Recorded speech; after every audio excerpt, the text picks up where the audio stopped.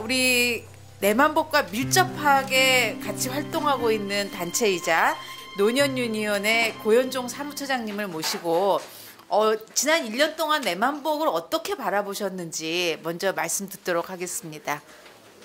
사실은 제 아내가 내만복 회원이에요.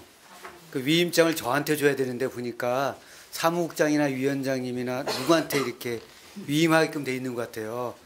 그래서 아마 아내가 이게 너무 권력이 집중화되는 것 같아서 아무한테도 위임을 안 한 것 같아요. 남편도 잘 못 믿고. 근데 이제 제가 내만복하면 사실은 어떤 생각이 떠오르냐면은 그 줬다 뺏는 기초연금 있잖아요. 그 관련해서인데 사실은 이게 이제 사회복지학과의 교수님들은 이 보충성의 원리 때문에 약간 좀 이렇게 반대하는 의견이 있어요. 예. 근데 제가 알고 있기는 내만복도 좀 반대하시는 분들이 좀 있다고 좀 들었어요. 내부에 약간. 근데 일이 진행이 돼요. 근데 일을 진행이 될 뿐만 아니라 반대하는 목소리도 제가 들어본 적이 없어요. 내부에서 분명히 반대한다고 그러는데 그게 어떤 의결 구조를 가졌는지 모르겠지만 어쨌든 이게 진행이 돼요. 네, 이게 진행이 되고 그리고 이제 총회에서 그것도 당당하게 보고도 하고 거기에 대해서 손들고 문제제기도 안 나요. 그래서 제가 생각한 거는 내만복은 자유로운 영혼들의 공동체구나 이런 생각이 사실은 좀 들었어요. 듣고 이 자유로운 공동체에 누가 있을까 이렇게 생각해 보니까 제가 주로 아는 분들은 오건호 위원장님, 최창호 위원장님, 그다음에 이상호 국장님, 그다음에 이제 가끔 또 보시는 분들 있죠. 뭐 남재욱 우리의 운영위원님이니까 남재욱 동지도 보이고 몇몇 보이고, 그다음에 가끔 행사할 때는 또 우리 김영순 교수님도 좀 이렇게 자주 보이시고 이렇게 보여요. 근데 제가 보니까 이분들이 또 우리 사회를 보신 양난주 교수님도 그렇고 또 여기 우리 계시는 세바세에 또 이렇게 소속돼 있기도 하고 우리 현장을 갖고 있는 사회복지사 선생님들도 계세요.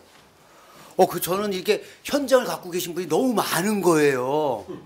너무 많은데 사실은 의제를 보면은 약간 좀 편향됐다는 느낌이 드는 거예요. 주로 뭐 연금, 재정, 그다음에 기초연금과 관련해서는 우리가 박근혜 정권 탄생서부터 시작해서 지금까지 지금 문재인 정부가 들어섰는데도 저희가 이제 계속 기초연금 문제를 갖고 있고, 그다음에 이제 어린이 병원비 뭐 이런 이야기들이 있었고, 그다음에 이제 보통 이렇게 제가 하는 일들 보니까 논평, 성명 이런 걸 좀 많이 내셨어요. 내시고 그렇게 했는데 저한테 있는 질문은 그거예요. 왜 내만복에는 전문가 집단, 그다음에 현장을 갖고 있는 사람들이 이렇게 많은데 왜 좀 다양한 의제가 나오지 않을까? 이런 생각이 좀 들었거든요. 그러면서 이제 제가 내만복 그때 창립되고 2012년도에 창립되고 나서 저희도 이제 2012년도에 만들어졌는데 그때 이제 박근혜 씨가 그 기초연금 공약을 파기하면서 그때 아마 처음으로 또 이렇게 내만복에서 기초연금 문제를 갖고 이렇게 공론화를 하기 시작했고, 때마침 내만복은 이제 싱크탱크의 역할을 했고 또 저희 어르신들은 또 이렇게 조직화된 힘이 있어서 그런 게 좀 맞물려서 좀 상대적으로 주목을 많이 받은 것 같아요. 그래서 저는 제가 좀 이렇게 당부드리고 싶은 거는 뭐 우리 양난주 교수님도 계시지만 양난주 교수님도 최근에 어디 UK 돌봄 조직 이런 거 많이 공부하시고 연구도 많이 하셨거든요. 그러니까 그런 것들과 관련해서 뭔가 복지국가로 가는 과정에서 내만복의 하나의 뭐 정책이라든가 뭐 이런 조직화 사업으로 뭐 이런 것들을 제안하면 어떨까. 그다음에 또 김영순 선생님도 그 학교에서 계시니까 학교에서 가르치는 뭐 학생들이라든가 그 관련한 일들 뭐 이런 것들을 내만복에서 정책으로 만들고 그걸 사회 이슈화는 하면 어떨까. 또 우리 사회복지사 우리 현장을 갖고 계신 분도 있잖아요.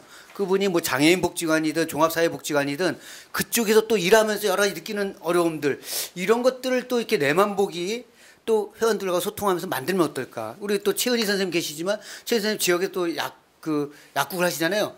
그 약국의 이제 환자들의 이야기라든가 뭐 뭐 이런 이야기들 있잖아요. 이런 것들이 전문가 집단들이 많은데 이런 것들이 약간 모아지지 않는다. 그러니까 이렇게 되니까 제가 최근에 오건호 위원장님이나 최창호 위원장님을 보면서 낯빛이 좀 안 좋아 보이셨어요.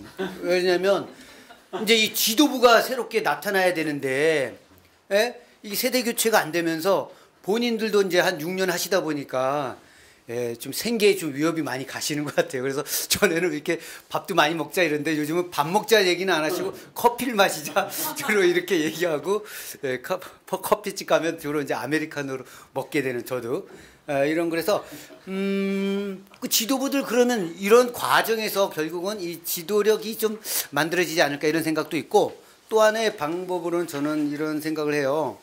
지금 운영진들이 대부분 회원들로 구성되어 있는데 내만 보기 좀 이렇게 그러니까 뭐 노년유니언이든 세바사든 아니면 유관단체나 아니면 지역사회에서 마을 사업을 하는 사람들이든 복지에 관심 있는 사람들을 이사회 같은 어떤 구조를 만들어서 같이 회의도 하고 그 사람들하고 같이 뭐 의지를 만들기 위한 뭐 이런 것도 하고 하면 어떨까? 그러면 뭐 운영위원 지금 내만복의 운영위원 구조는 뭐 집행이라든가 이런 쪽으로 가고 그다음 좀 외연을 넓히는 측면에서 이렇게 뭐 기업에서 사회이사 같은 거 하잖아요.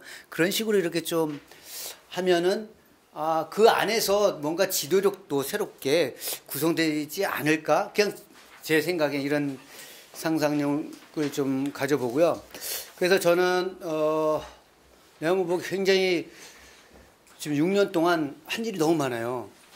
그 역할을 인정받아서 제가 보기에는 오건호 위원장님이 공적 심의기구인 뭐 국민연금과 관련한 그 위원으로 들어가시고 그 오건호 위원장님뿐만이 아니라 우리 홍수탁 선생님도 그 국민연금과 관련한 그런 것 위원으로 들어가셨어요. 그래서 아마 그 제가 또 몸담고 있는 데가 국민연금 행동이라고 그런 조직인데 그 조직에서는 주로 그 노후소득이라든가 국민연금 소득 대체율 이런 거 관련해서 활동을 많이 하는데 거기서 놀래요. 내만복이 요즘 대세가 내만복인가?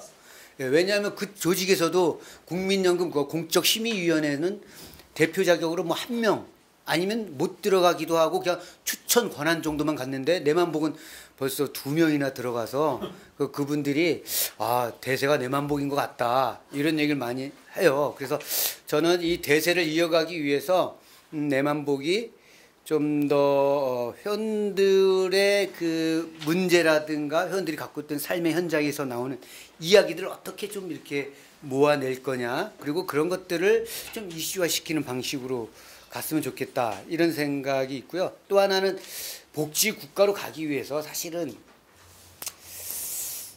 제 고민이 저보고 왜 노년 운동을 합니까?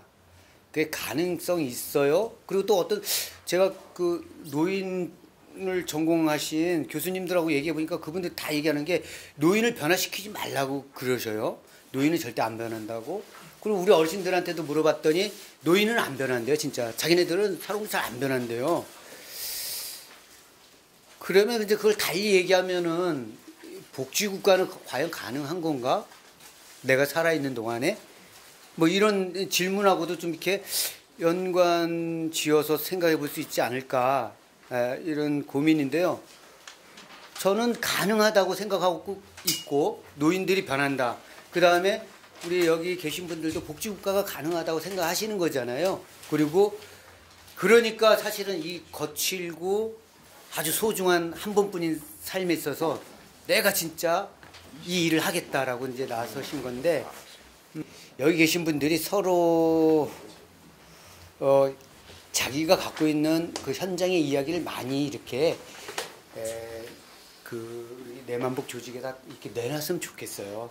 그래서 그 내놓은 이야기들이 모여서 제가 보기엔 정책이 만들어지는 거고 그 다음에 우리 여기 내만복 회원 여러분들께서 주장했던 내가 만드는 복지국가는 바로 거기서 시작되는 것 아닐까. 그래서 나부터 내 현장의 이야기 그것이 사회적으로 이게 커다란 뭐 가치가 있을까 이런 거 구애받지 않고 내 삶의 이야기를 이 내만복에다가 내놓고 그 삶의 이야기를 모아서 내만복에서 정책을 만들고 또 그 만든 정책을 저희들한테 또 제안도 하고 이렇게 해주셨으면 좋겠다 생각하고 앞으로도 좀 이렇게 부탁 말씀은 저희 노년유년 노인 정책과 관련해서 많은 이렇게 연구와 그다음에 이런 제안을 좀 해주셨으면 좋겠다라는 생각입니다. 네.